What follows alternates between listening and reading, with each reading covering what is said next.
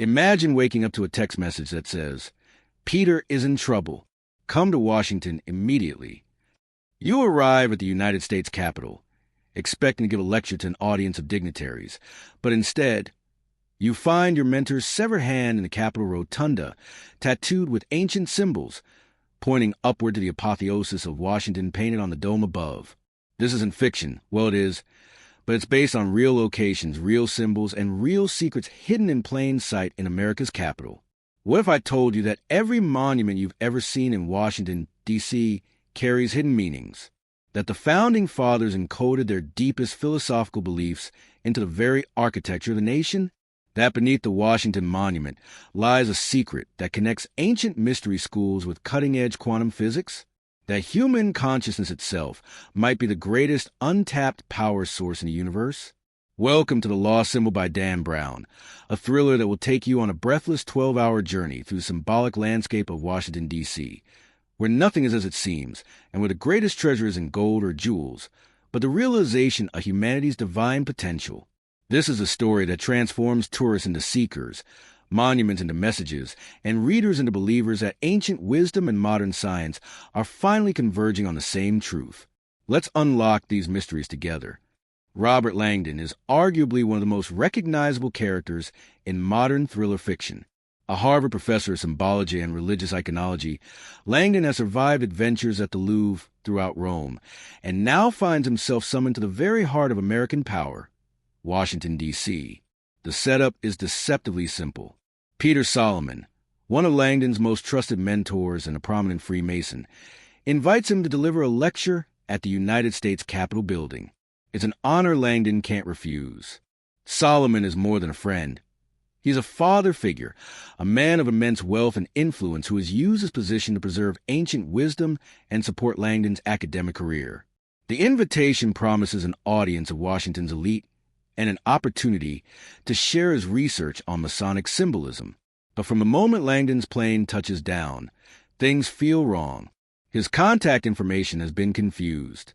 The lecture time seems unclear. And when he finally arrives at the Capitol, expecting to see his friend Peter, he instead encounters a nightmare that will haunt him throughout the novel. In the center of the Capitol rotunda, placed with ceremonial precision on the marble floor, beneath Constantino Brumidi's famous fresco, The Apotheosis of Washington, Langdon discovers a severed human hand. But this isn't random violence, it's a message. The hand is positioned in what's called the Hand of Mysteries, an ancient symbol where specific fingers point in particular directions. The fingertips are tattooed with symbols: a crown, a star, a sun, a lantern, and a key. And on the wrist, Langdon recognizes a ring, Peter Solomon's Masonic ring. This opening scene establishes Dan Brown's trademark style, visceral shock combined with intellectual mystery. The hand isn't just grotesque, it's a puzzle. Every element means something. The position references ancient mystery schools. The tattoos connect to alchemical traditions. The location beneath the Apotheosis fresco creates a symbolic link between earthly ritual and divine transformation. Brown forces his readers to think even as their hearts race. Within minutes, Langdon receives a phone call. The voice is calm, measured, and absolutely terrifying. The man calls himself Malak, and he has kidnapped Peter Solomon. His demands are specific. Langdon must decipher the Masonic Pyramid and unlock the lost word, or Peter will die. Malak claims that Freemasonry guards an ancient secret, a source of power that has been hidden in Washington, D.C. for centuries, and he believes Langdon is the only person who can help him find it. Before Langdon can process this information, another player enters the game. CIA Director Inoue Sato. Small in stature but immense in authority, Sato represents the government's interest in keeping this crisis contained. She's not interested in Langdon's well-being or even Peter Solomon's life. She's concerned about national security. If word gets out that a prominent American has been kidnapped and mutilated in a ritualistic manner, if rumors spread about secret societies and hidden powers in the nation's capital, the political and social ramifications could be catastrophic. Sato embodies a pragmatic, often ruthless face of government power. She threatens Langdon with arrest, demands his complete cooperation, and makes clear that she will sacrifice individuals to protect larger interests. This creates a complex moral landscape where Langdon must navigate between saving his friend, satisfying government demands, and pursuing the truth about symbols and secrets he spent his career studying. As Langdon begins his desperate search, we're introduced to Katherine Solomon, Peter's younger sister and one of the novel's most fascinating characters. Katherine isn't a symbologist or historian. She's a scientist working at the cutting edge of human knowledge. Her field is noetic science, a discipline that explores the untapped potential of human consciousness. Brown uses Katherine's research to bridge the gap between ancient mysticism and modern science, one of the novel's central themes. Noetic science, as presented in the book, investigates whether human thoughts can affect physical reality. Katherine's experiments have produced astounding results. Thoughts appear to have measurable mass. Human intention can influence random number generators. Water crystals form different patterns when exposed to positive versus negative thoughts, and consciousness itself might be a form of energy that interacts with the physical world. This isn't pure fantasy.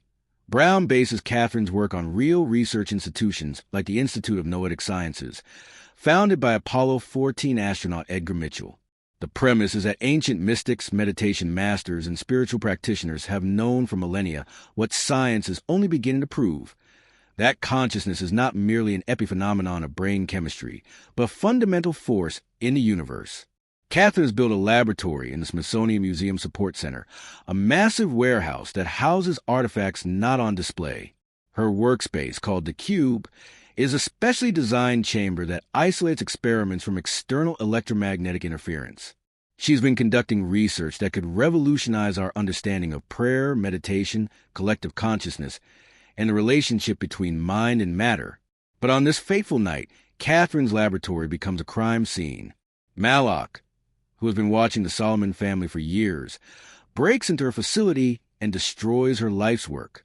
Years of data, experiments, and breakthrough research are wiped out in minutes.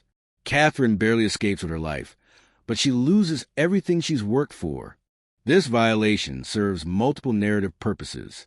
It raises the stakes personally for Katherine, giving her motivation beyond saving her brother. It demonstrates Malak's ruthlessness and his understanding that Katherine's research is somehow connected to the ancient mysteries he seeks.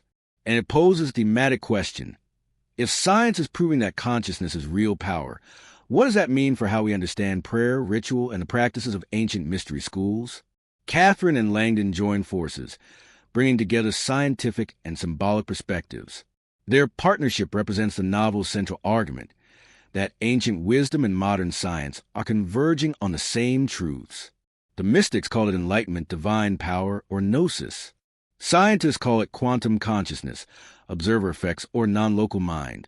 But they're describing the same phenomenon, the transformative power of human awareness.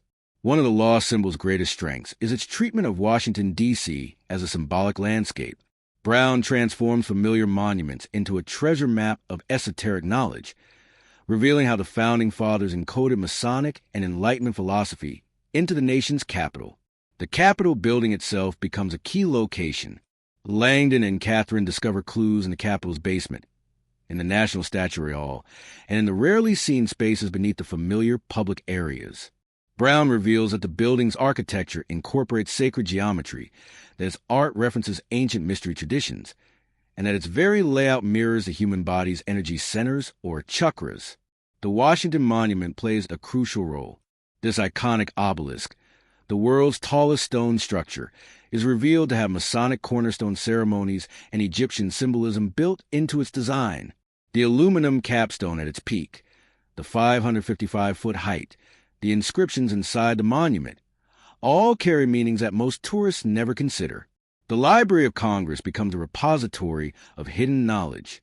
Langdon and Katherine race through its ornate halls, discovering clues in the architectural details and rare book collections.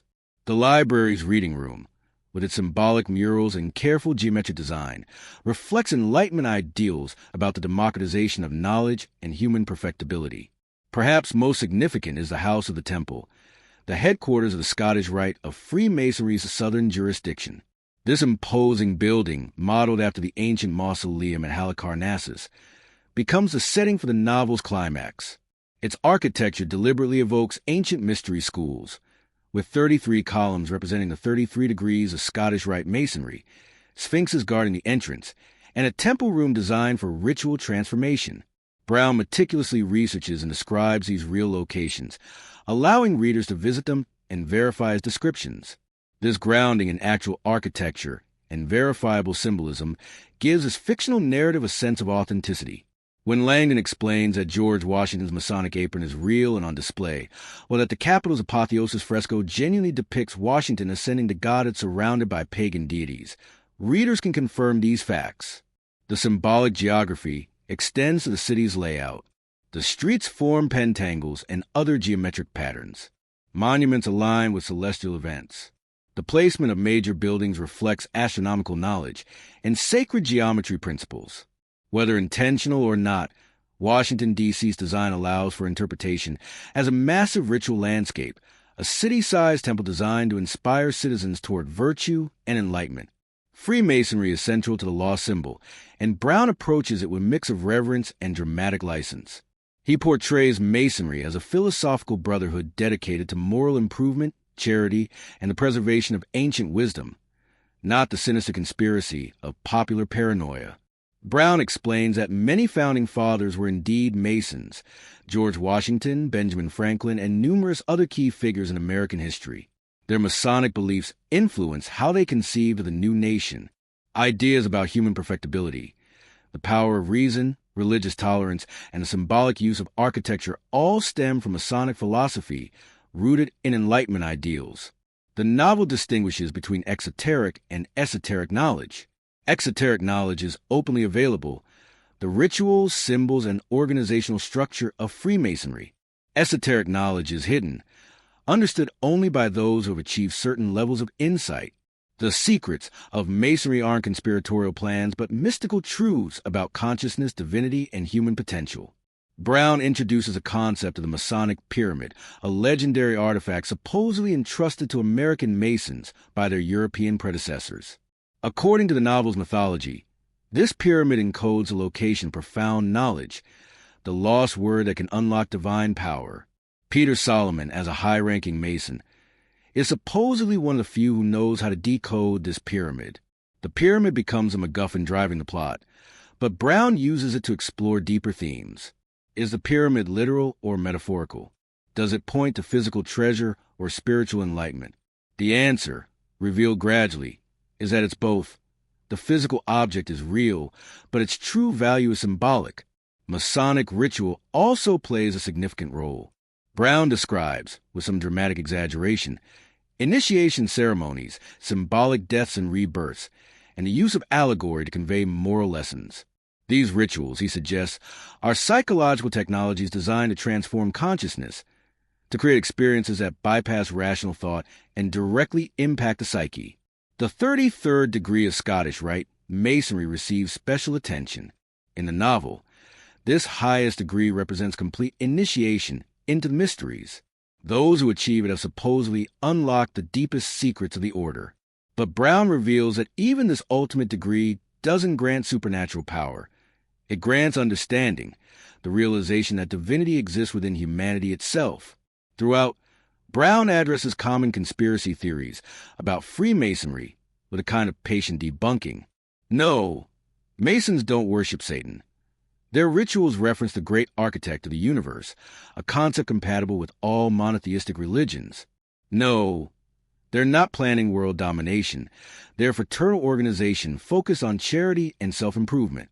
The secrets they guard aren't political schemes, but philosophical insights about human nature and spiritual development.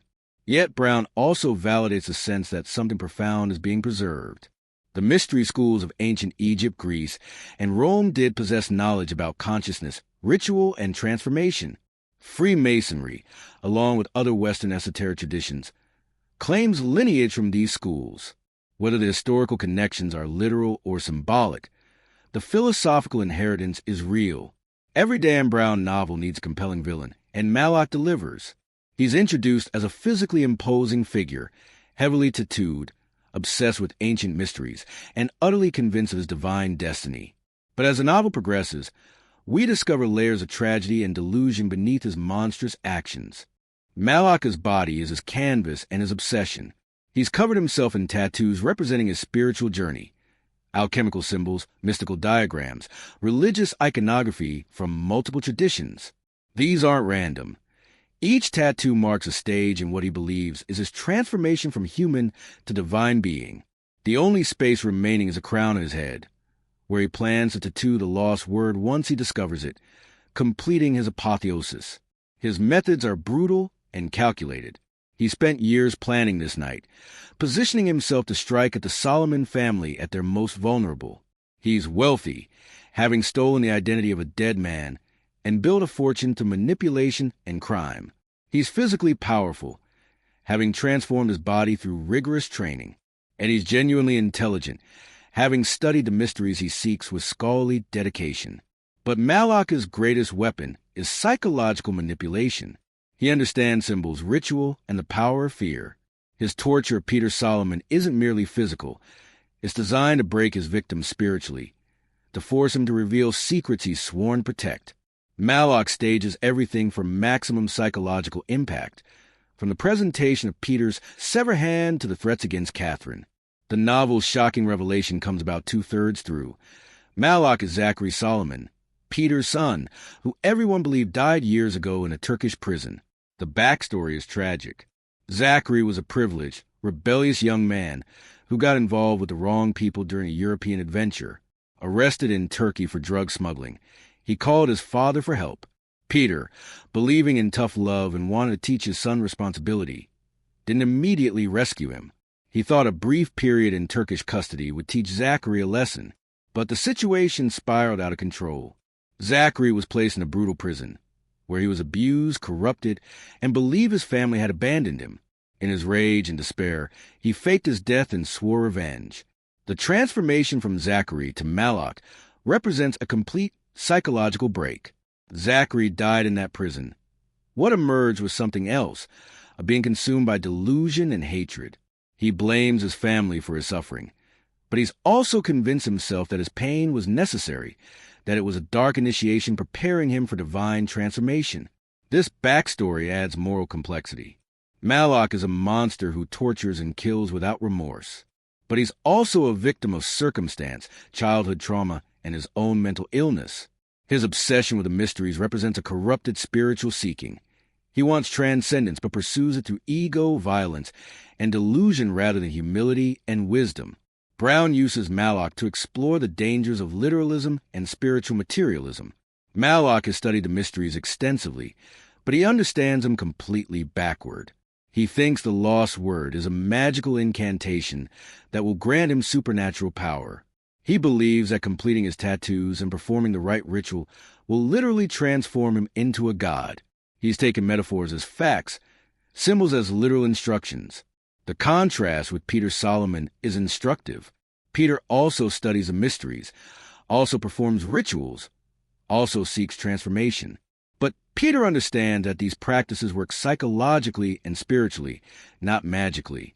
The power they unlock is insight, wisdom, and the ability to access higher consciousness, not the ability to violate physical laws. Malak's ultimate plan is horrifying. He intends to sacrifice Peter Solomon in a Masonic ritual chamber, believing this act of ultimate darkness will complete his transformation. He's inverted the mysteries, using tools designed for enlightenment as instruments of destruction. The middle sections of the law symbol are pure thriller, as Langdon and Katherine race through Washington, D.C. following clues, evading CIA surveillance, and try and stay ahead of Malaka's machinations. Brown employs his signature style. Short chapters, multiple cliffhangers, constant revelation of new information. Each location they visit reveals another piece of the puzzle. In the Capitol's basement, they discover references to ancient mystery schools. In the Library of Congress, they find encoded messages in rare books. At the Washington National Cathedral, they encounter architectural symbolism that points them toward the next clue. Brown excels at creating the sense that hidden meanings surround us constantly. A statue's positioning, the number of columns in a building, the specific imagery in a fresco, all carry significance if you know how to read them. This transforms Washington, D.C. from a familiar backdrop into an alien landscape, a city of secrets hiding in plain sight. The pursuit also involves decoding the Masonic Pyramid itself. When Langdon finally examines it, he discovers it's a stone pyramid inscribed with a cipher. The capstone is separate, a smaller pyramid that serves as a key to decoding the larger one. Using Masonic cipher techniques, alchemical knowledge, and symbological expertise, Langdon gradually unravels a message.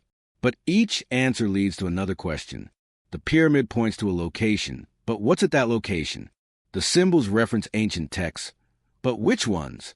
Brown keeps his characters and readers constantly moving, never allowing the momentum to flag. Director Sato adds pressure from another direction. She's not concerned with ancient mysteries. She's worried about political fallout. If the public learns about this crisis, if conspiracy theorists seize on the Masonic connections, the ramifications could be severe. She's willing to let Peter Solomon die if it means containing the situation. This creates moral complexity. Sato isn't evil, just ruthlessly pragmatic. Her perspective represents governmental reality. Individual lives matter less than national stability. She forces Langdon to confront his own priorities. Is he helping to save a friend, or is he enabling a dangerous threat to national security? Katherine's scientific perspective adds another dimension. As they uncover more about the mysteries, she recognizes connections to her research. The ancient practices being referenced, meditation, visualization, ritual consciousness alteration, are the same techniques her experiments have validated. The mystics and the scientists are describing the same phenomena from different angles. The climax takes place in the temple room of the House of the Temple, a circular chamber at the building's heart designed for Masonic ritual. Here, all the threads converge. Langdon and Katherine arrive to save Peter. Malloch prepares his final ritual, and the truth about the lost word finally emerges. Brown stages his climax with operatic intensity. The temple room symbolism creates an almost overwhelming sensory experience. Black and white checkerboard floors, an altar at the center, occult symbols surrounding the space. Malloch has Peter Solomon bound the altar, prepared for sacrifice. He's ready to complete his transformation, to tattoo the lost word on his skull and achieve what he believes will be divine power. But Langdon has finally understood the truth. The lost word isn't a magic spell or a specific location. It's the Bible, and by extension, all sacred texts. The word is logos, the divine creative principle that all religions reference in different ways. The ancient mysteries aren't about supernatural power, but about recognizing the divine potential within humanity itself. The Masonic Pyramid's ultimate secret is shockingly simple. It points to the Bible buried in the cornerstone of the Washington Monument. But this physical object isn't the real treasure. The real treasure is the understanding that humanity has always had access to divine knowledge through sacred texts, that the power being sought is available all along through spiritual practice and enlightenment. This is the novel's central revelation, and its most controversial element for some readers. After hundreds of pages of cryptic clues, ancient symbols, and breathless pursuit, the answer is essentially philosophical rather than tangible. The lost wisdom isn't lost at all. It's been preserved in the world's religious and mystical traditions, waiting for those who approach it with understanding rather than greed. Malloch cannot accept this truth. He's so invested in his delusion, so committed to belief that he's special and destined for literal divinity, that he cannot see what Langdon and Peter understand. That apotheosis isn't about becoming a god, but about recognizing the divine nature already within us. In the final confrontation, Malloch is defeated not by violence but by truth. Peter Solomon, despite his torture and suffering, tries to save his son. He reveals Malloch's true identity, trying to shock Zachary back to awareness. But it's too late. Zachary Solomon died years ago. Only Malloch remains. Unable to achieve his transformation and faced with the emptiness of his quest, Malloch takes his own life, still deluded to the end. After the climactic confrontation, Brown dedicates significant space to unpacking the novel's themes. This is where the lost symbol moves beyond thriller mechanics to grapple with profound philosophical and spiritual questions. Katherine's research provides a scientific framework.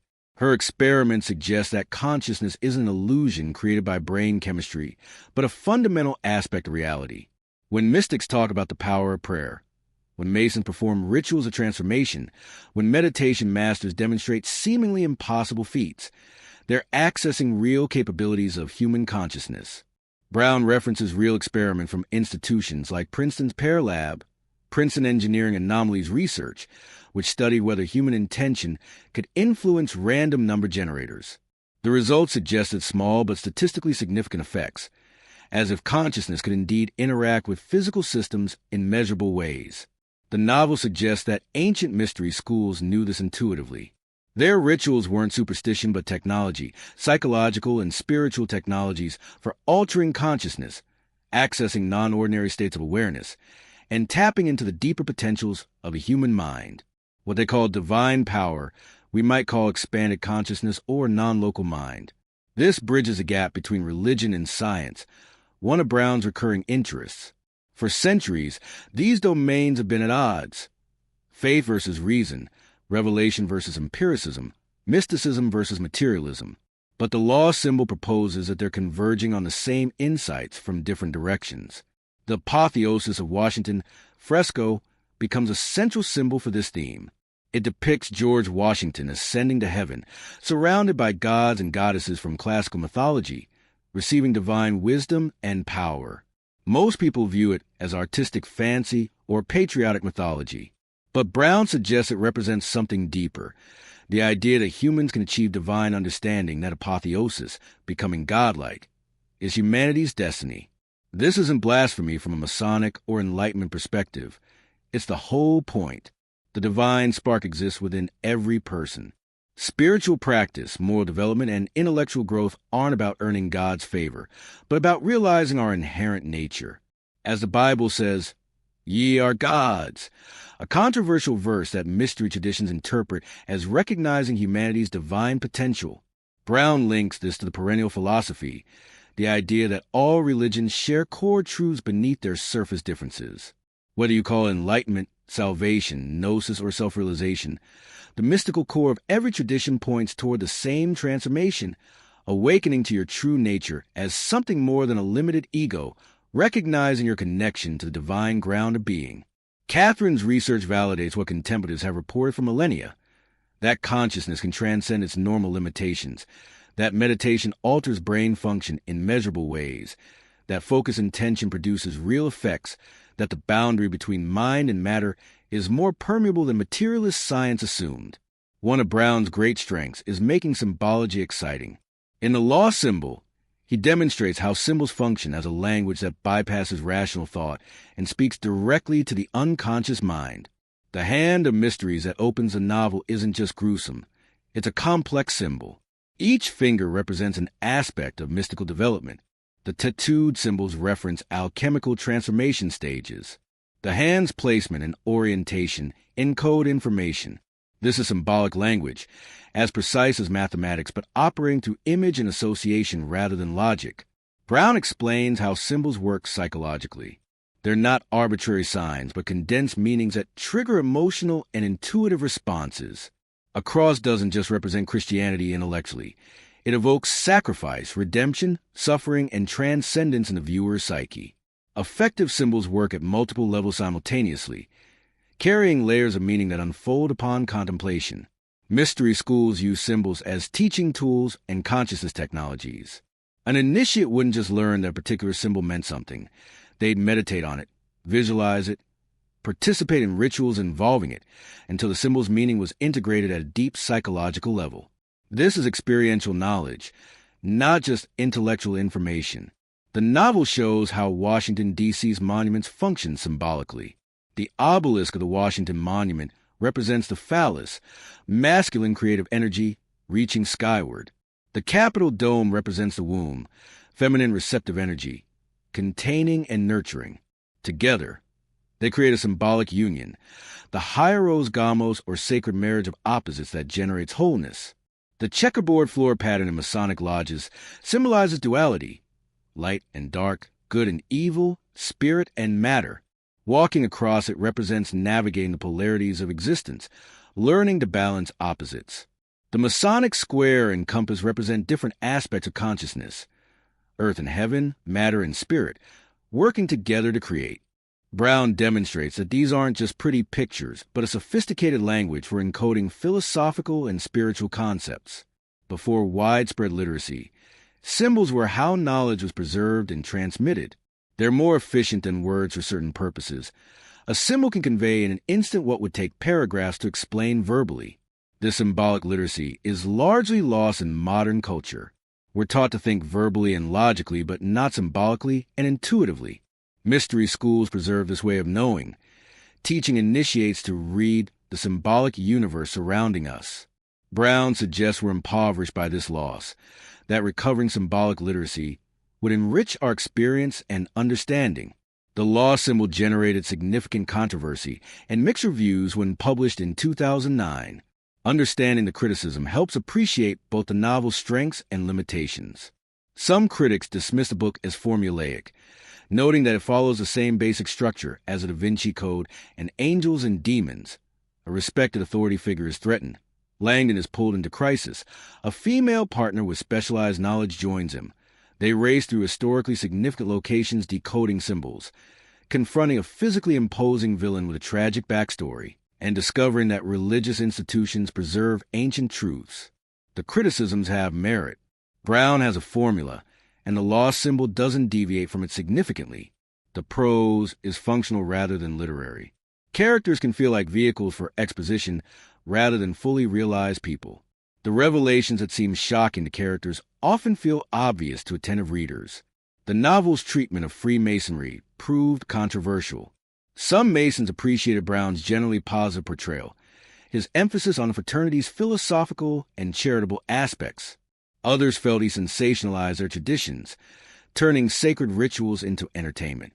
The depiction of 33rd degree ceremonies particularly bothered some, as Brown describes rites that are supposed to remain private. Conspiracy theorists and Masonic critics attacked from the opposite direction, claiming Brown was whitewashing a sinister organization, serving as an apologist for elite power structures.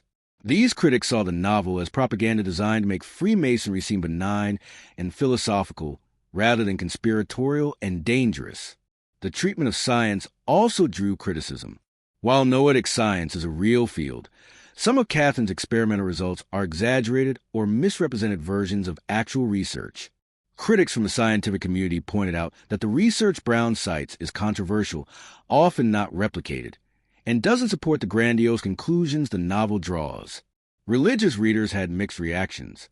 Some appreciated Brown's argument that science and spirituality can be reconciled, that ancient wisdom remains relevant. Others saw the novel's theology as New Age syncretism that dilutes the specific truth claims of particular religions by suggesting they're all pointing toward the same insights. The ending disappointed some readers who wanted concrete revelation rather than philosophical meditation. After the breakneck pace and elaborate mystery, the answer, essentially, that the divine is within us and sacred texts preserve this truth, struck some as anticlimactic. Where were the alien artifacts, the revolutionary historical documents, the game-changing secrets? But this criticism misses the point. Brown is arguing that we don't need exotic revelations because the most profound truth has been available all along, that human consciousness has untapped potential, that spiritual practices actually work, that enlightenment is possible. The journey, not the destination, is the revelation. At its heart, the lost symbol is about transformation, spiritual, psychological, and philosophical. Every major character undergoes a journey of change and awakening.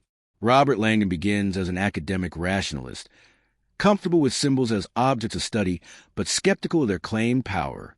Through the novel's events, he's forced to confront the possibility that symbols and rituals aren't just culturally interesting, but psychologically and perhaps even physically effective. His transformation is intellectual and spiritual, opening to possibilities beyond pure materialism. Katherine Solomon represents the bridge between ancient and modern. Her scientific training gives her credibility, but her research is pushing her toward conclusions that validate mystical traditions. She discovers that her brother's Masonic beliefs and her own scientific findings are convergent. Two paths up the same mountain. Peter Solomon undergoes the most literal transformation. His physical torture becomes a spiritual crucible. Despite unimaginable suffering, he maintains his integrity, refusing to betray his oaths even when threatened with death. His ordeal becomes an unwilling initiation, a dark night of the soul that ultimately strengthens rather than breaks him. Even Malak represents transformation, though twisted and corrupted. His journey from Zachary Solomon to his tattooed alter ego is a dark apotheosis, a cautionary tale about transformation driven by ego and hatred rather than wisdom and love. He achieves change, but in service of delusion. The novel's philosophy of transformation draws from multiple sources: Masonic ritual, alchemical tradition, Eastern meditation practices, Western mysticism, and Jungian psychology. The common thread is that humans can consciously evolve, that we're not fixed but can develop latent capacities through intention and practice. Apotheosis, becoming godlike, is the ultimate transformation, but Brown carefully defines this. It's not about gaining supernatural powers or violating natural laws. It's about achieving self-realization, recognizing the divine nature that was always present, accessing higher consciousness, and actualizing human potential. This connects to the ancient mystery school's promise: know thyself, and you shall know the gods and universe.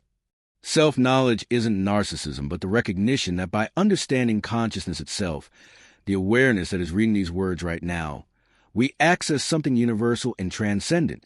The transformation Brown describes involves several stages: recognizing that ordinary consciousness is limited, learning techniques for expanding awareness, undergoing symbolic death of the limited ego, rebirth into a larger identity, integration of this insight into daily life, and finally, using this understanding in service of others. Masonic ritual dramatizes this journey through ceremony. The blindfolded initiate entering the lodge represents the soul in ignorance. The ritual death and resurrection symbolize ego death and spiritual rebirth. The progressive degrees represent stages of understanding. The final realization is that the secret being sought was inside the seeker all along. Understanding Brown's writing technique helps explain both his massive commercial success and his mixed critical reception. He's engineered his novels with almost scientific precision to maximize engagement. The chapter structure is deliberately addictive. Chapters are short, typically 3 to 5 pages, ending with cliffhangers or revelations that compel readers to continue. Each chapter advances multiple plot threads, cutting between Langdon's journey, Katherine's parallel experiences, Malak's preparations, and Sato's investigations. This creates relentless momentum. Brown's exposition technique involves seamlessly integrating information into action. Rather than stopping the story to explain symbolism, his characters discover and discuss it while racing to save lives. The education happens organically as part of the thriller machinery.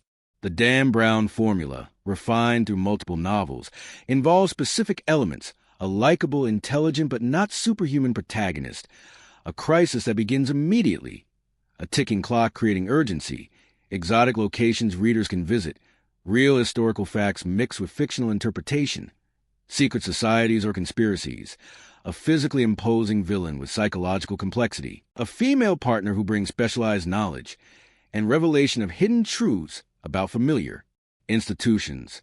This formula works because it satisfies multiple reader desires simultaneously. There's the intellectual pleasure of solving puzzles, the emotional engagement of caring about characters in danger, the educational component of learning about real places and symbols, the conspiratorial thrill of discovering secrets, and the philosophical satisfaction of encountering ideas about meaning and purpose. Brown's prose is deliberately transparent. He doesn't call attention to language itself, but uses it as an invisible medium for conveying information and maintaining pace. This makes his books accessible to wide audiences, readable in airports and beaches, translatable into dozens of languages without losing effect. The research is extensive but selectively deployed. Brown clearly spent considerable time studying Freemasonry, Washington, D.C.'s architecture, noetic science, and symbolic traditions.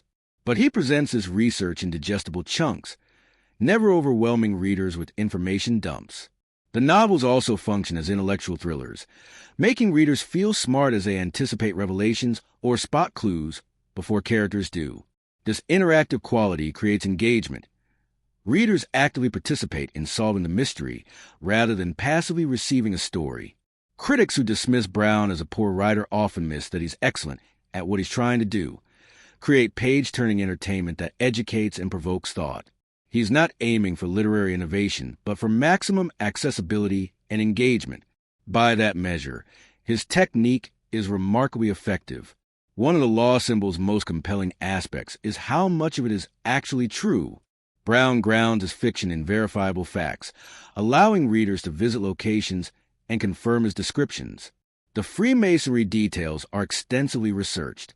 Many founding fathers were indeed Masons. The rituals Brown describes are based on actual Masonic ceremonies, though he dramatizes and embellishes them. The house of the temple exists exactly as described, and visitors can tour it and see the symbolism Brown references. Washington, D.C.'s architecture genuinely incorporates Masonic and classical symbolism. The Capitol building's design does reference sacred geometry. The Washington Monument is an obelisk with Masonic cornerstone ceremonies. The Library of Congress features elaborate symbolic artwork. The apotheosis of Washington fresco really does depict the first president ascending to divinity. The philosophical content about mystery schools has historical basis. Ancient traditions in Egypt, Greece, and Rome did practice initiatory rites designed to transform consciousness. The Eleusinian mysteries, the Pythagorean school, and various Hermetic traditions preserve teachings about human potential and spiritual development. Noetic science is a real field, though Katherine-specific experiments are fictionalized versions of actual research. The Institute of Noetic Sciences, founded by astronaut Edgar Mitchell after his consciousness-altering experience viewing Earth from space, does conduct research into consciousness, meditation, and mind-matter interaction.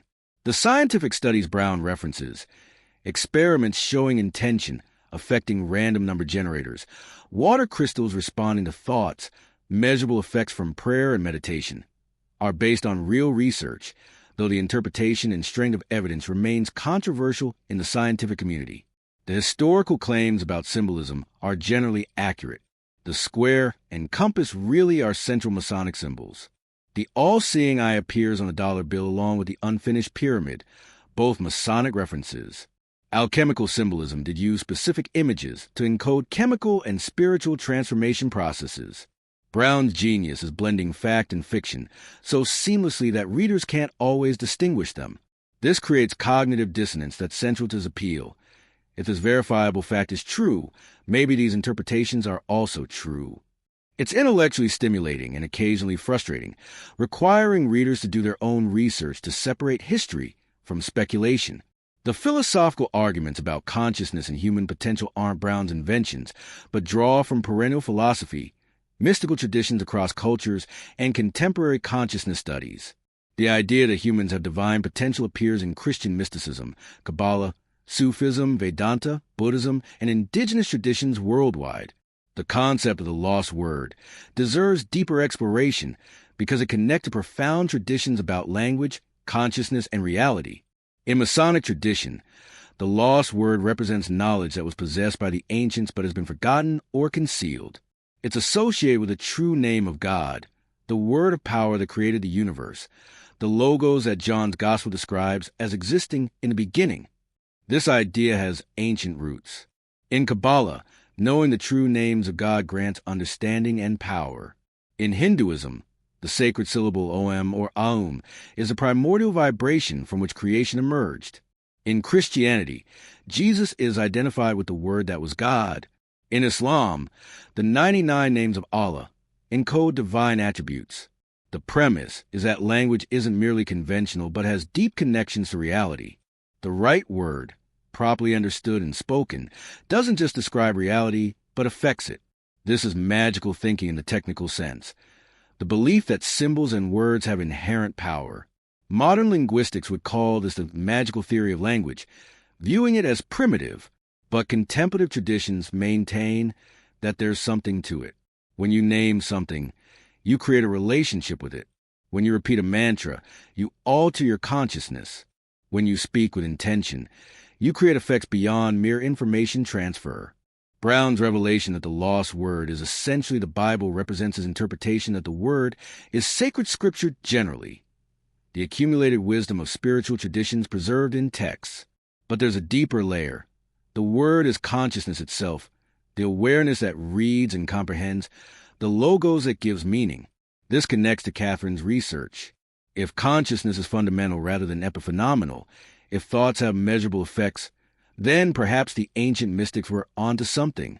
Maybe the right mental state, the right focus of consciousness, the right word spoken internally or externally, does have power beyond what materialist science predicts. The novel suggests that enlightenment involves understanding the creative power of consciousness. When Jesus says the kingdom of heaven is within you, when Buddha teaches that suffering comes from wrong understanding, when Hermeticism states, as above, so below, they're pointing toward the same insight. Consciousness isn't a passive observer, but an active participant in creating experience reality. The lost word, then, isn't something to be found externally, but something to be awakened internally. It's not information, but transformation, not knowledge about consciousness, but direct realization of consciousness itself. This is why Peter Solomon insists it must be earned through spiritual development rather than simply transmitted intellectually. Alchemical symbolism pervades the lost symbol, particularly in Malacca's tattoos, and the stages of spiritual development the novel describes. Understanding alchemy helps decode the novel's deeper meanings. Historical alchemy had two aspects: exoteric, external, work with physical substances trying to transmute lead into gold, and esoteric, internal, work using chemical operations as metaphors for spiritual transformation.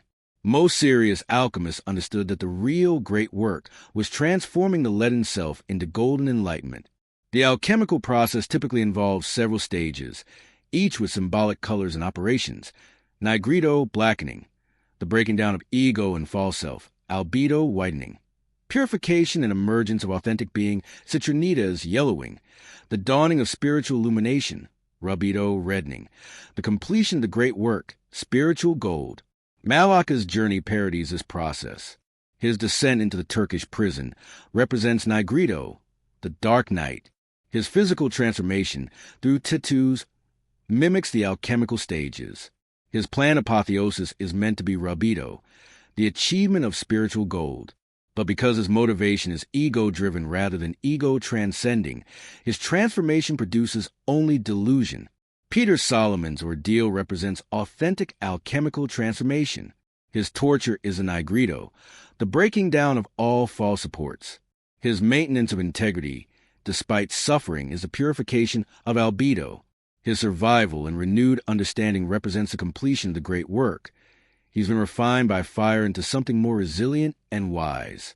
Langdon's journey through the night also follows alchemical stages.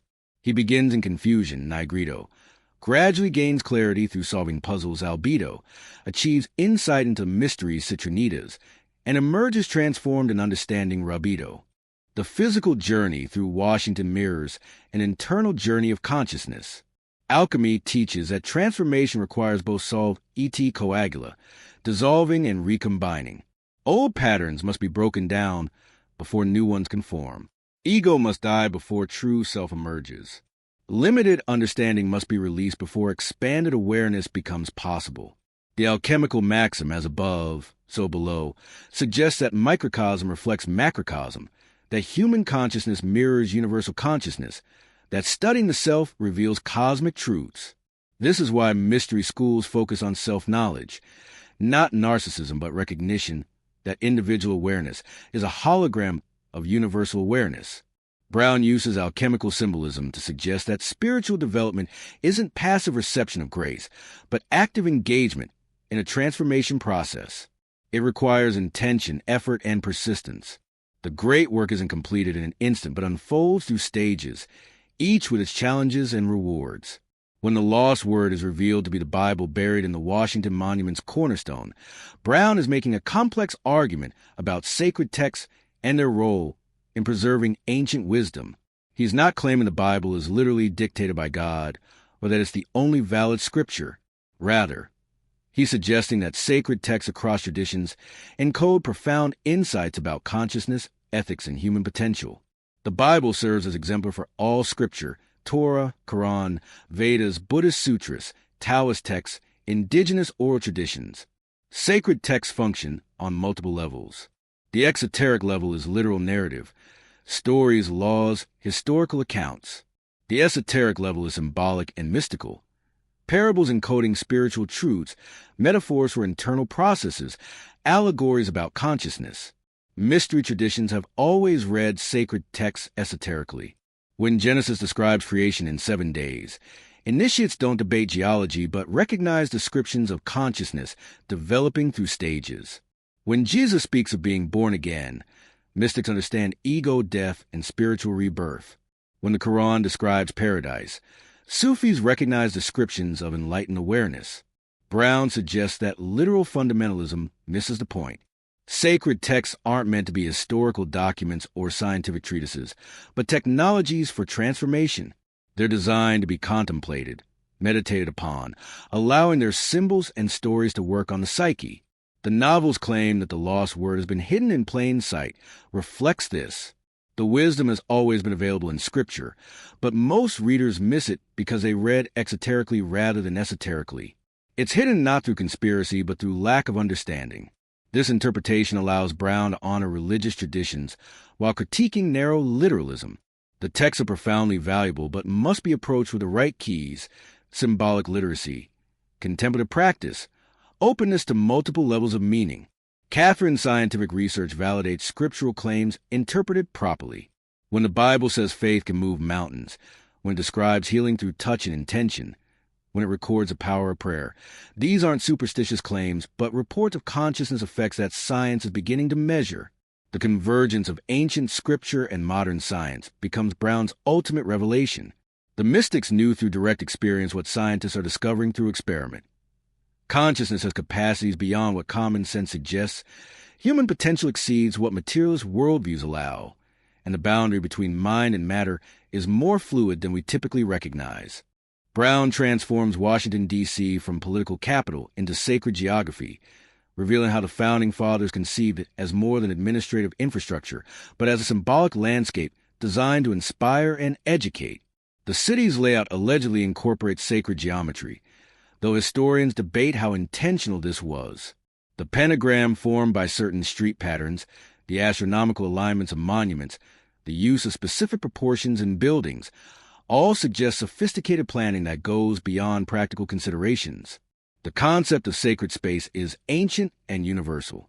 Temples, cathedrals, mosques, and shrines aren't randomly designed but carefully planned to create psychological and spiritual effects. Architecture becomes frozen music, mathematics made visible, philosophy rendered in stone.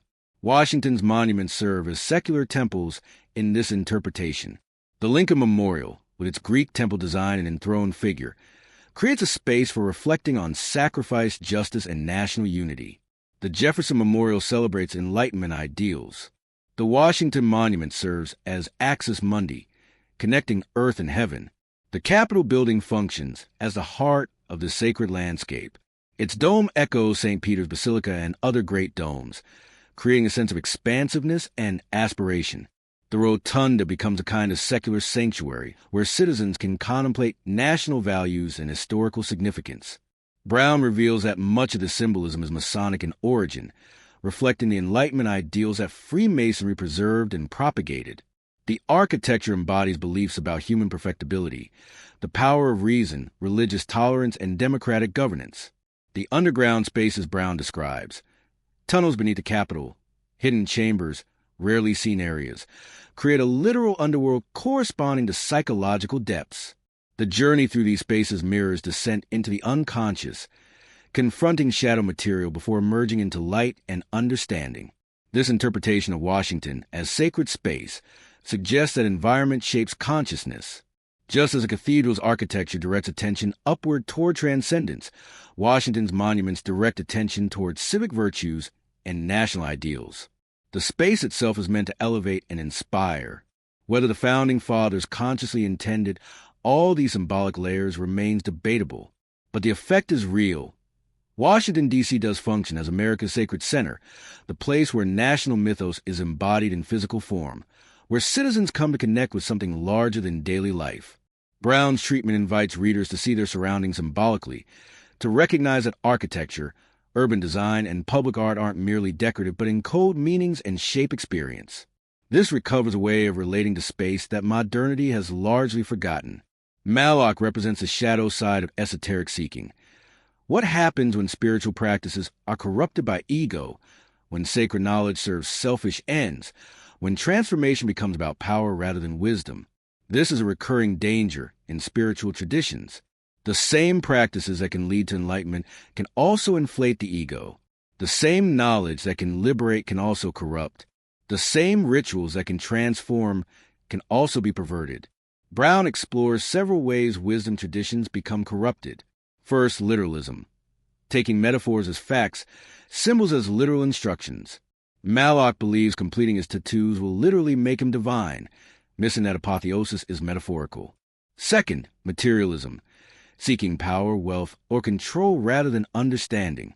Malak wants supernatural abilities rather than wisdom. Third, spiritual bypassing. Using spiritual concepts to avoid psychological work. Malak has never healed his trauma or dealt with his anger. He's channeled it into grandiose delusion. Fourth, solitary practice without guidance. Authentic traditions involve teachers, communities, and checks against illusion. Malak has learned alone, with no one to challenge his interpretations. The novel suggests that authentic spiritual development requires humility, service, and submission to truth rather than ego. The mysteries aren't meant to make you special, but to help you transcend specialness, to recognize your connection with all beings rather than your separation from them. Peter Solomon embodies a proper relationship to esoteric knowledge. Despite his access to Masonic secrets and his family wealth, he remains humble, charitable, and focused on serving others. He understands that wisdom is meant to be used for good, that power comes with responsibility, that knowledge should foster compassion rather than pride. The contrast between Peter and Malak, his son Zachary, is particularly poignant. They had access to the same traditions, the same resources, the same potential. But Peter approached wisdom with humility, while Zachary approached it with entitlement. Peter used knowledge to serve others. Zachary sought knowledge to serve himself. This warns against what might be called spiritual materialism, treating spiritual practices as means to acquire something rather than paths to release attachment. The ego is clever and can co-opt even authentic practices, turning meditation into self-improvement, prayer into magical manipulation, ritual into power-seeking. Brown also addresses conspiracy theories about secret societies. He acknowledges that organizations with hidden knowledge can become corrupt, that power concentrated without accountability tends toward abuse. But he argues that the solution isn't exposing and destroying esoteric traditions, but reforming them, holding them to their highest ideals. The novel suggests that wisdom traditions remain necessary. Modernity's exclusive focus on materialism and rationality has impoverished human experience. But preserving these traditions requires vigilance against corruption, commitment to ethical principles, and openness to sharing knowledge rather than hoarding it. The law symbol's conclusion operates on multiple levels, resolving the plot while opening philosophical questions. Physically, the crisis is resolved. Peter survives, scarred but alive. Malak is dead by his own hand. Katherine's research data is destroyed but can be recreated. The CIA agrees to keep everything secret, protecting both national security and the Masonic community. Langdon returns to his normal life, changed by his experiences. Symbolically, the journey has been about initiation. Langdon began as an intellectual understanding symbols, but skeptical of their claimed power. He ends having experienced their transformative potential firsthand. He's been through a dark night of the soul, confronted death and violence, solved mysteries that seemed impossible, and emerged with expanded understanding. The revelation beneath the Washington Monument provides closure while opening questions. Yes, there's a Bible in the cornerstone, representing the lost word. But this raises more questions than it answers. What makes a text sacred? How does consciousness interact with written words? What's the relationship between ancient wisdom and modern understanding? Brown ends with Langdon contemplating the Washington Monument at sunrise, recognizing it as a symbol pointing upward, directing attention toward transcendence. The monument isn't the destination, but a finger pointing at the moon. The structure matters less than what it indicates. This final image encapsulates the novel's philosophy. Symbols, rituals, texts, traditions, all are tools, not ends in themselves. They're meant to direct consciousness toward direct realization, to facilitate transformation, to open awareness beyond its normal limitations. Mistaking the tool for the goal is Malacca's error. Understanding their proper use is wisdom. The ending also validates Katherine's scientific research without needing her specific data. The fact that her laboratory was destroyed doesn't destroy the truth she was discovering.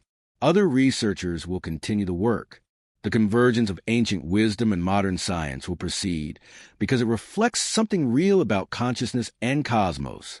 Peter Solomon's survival and renewal suggests that authentic spiritual development doesn't avoid suffering but transforms it. His ordeal became an unwilling initiation, a trial that tested and tempered him. He emerges not embittered but deepened, his understanding of the mysteries enhanced rather than shattered by horror. The decision to keep everything secret reflects Brown's recurring theme about esoteric versus exoteric knowledge. Some truths aren't meant for mass consumption, not because they're dangerous, but because they require context, preparation, and guidance to understand properly.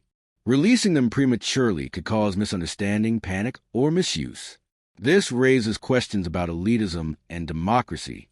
Brown clearly has sympathy for preserving hidden knowledge, for gradual initiation, for teaching according to readiness. But he also values democratization of wisdom, making it accessible to genuine seekers regardless of birth or status. The novel's resolution suggests both are necessary, traditions that preserve deep wisdom and protect it from trivialization, but also openness to sharing with those prepared to receive it. The secrets aren't kept to hoard power, but to ensure understanding. And perhaps, Brown suggests, we're reaching a time when humanity collectively is ready for wider initiation into mysteries previously confined to small groups. The law symbol ultimately asks us to reconsider what we think we know about consciousness, human potential, and the relationship between ancient wisdom and modern understanding. Dan Brown has crafted more than a thriller. He's created an invitation to see the world symbolically, to recognize that profound truths hide in plain sight, encoded in architecture, preserved in traditions, waiting for those who develop eyes to see.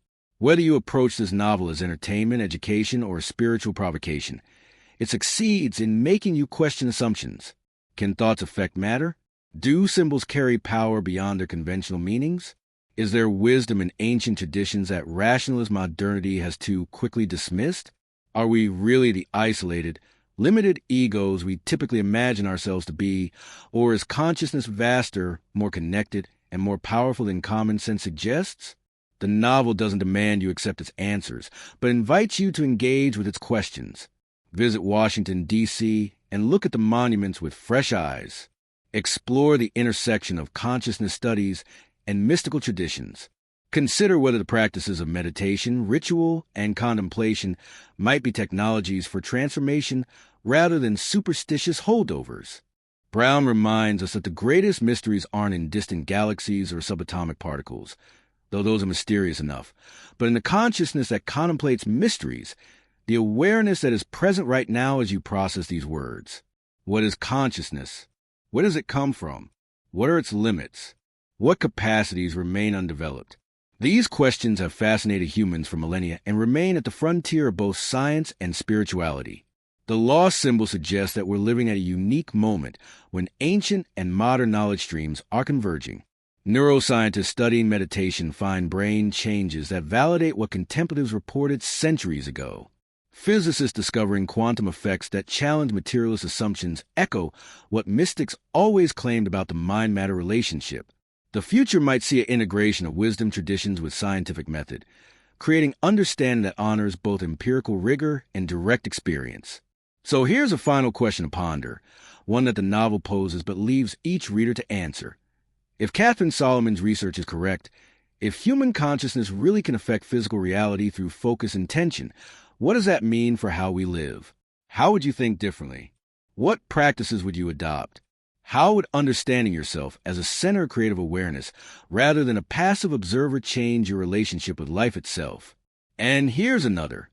If the ancient mysteries preserved in Freemasonry, alchemy, Kabbalah, and other esoteric traditions really do encode valid insights about human transformation, does that obligate us to take them seriously? Should these traditions be protected as cultural heritage?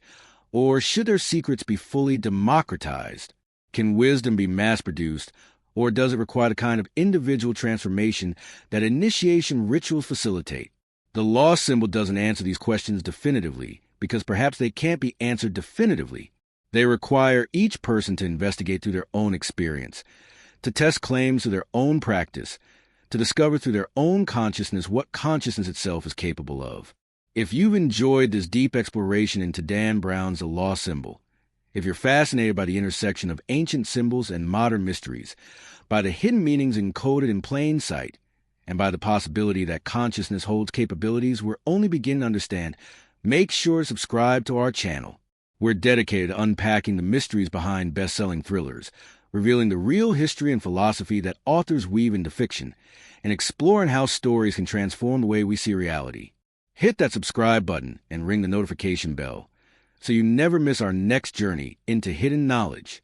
We'll be exploring more Dan Brown novels, diving into other authors who blend fact and fiction, and investigating the real mysteries that inspire these stories. Join our community of seekers, questioners, and those who believe that the most compelling mysteries aren't in books, but in the reality that books help us see differently. What book should we decode next? What mysteries do you want us to unravel? What questions has the lost symbol raised for you? Share your thoughts in the comments below. Let's continue this conversation about symbols, secrets, and the untapped potential of human consciousness. Remember, as Robert Langdon discovered on his desperate night through Washington, D.C., the greatest treasures are hidden in plain sight. The ancient mysteries aren't locked in vaults, but encoded in the world around us, in the monuments we pass daily, in the texts we read, but perhaps not understood, and most profoundly, in a consciousness that seeks to understand. The lost word isn't lost at all. It's been waiting all along for us to develop the wisdom to comprehend it. Until next time, keep seeking, keep questioning, and keep your eyes open for the symbols that surround us all. The mysteries are real, the wisdom is accessible, and the transformation is possible. You just have to be willing to look beyond the surface and discover what's been hidden and revealed all along. And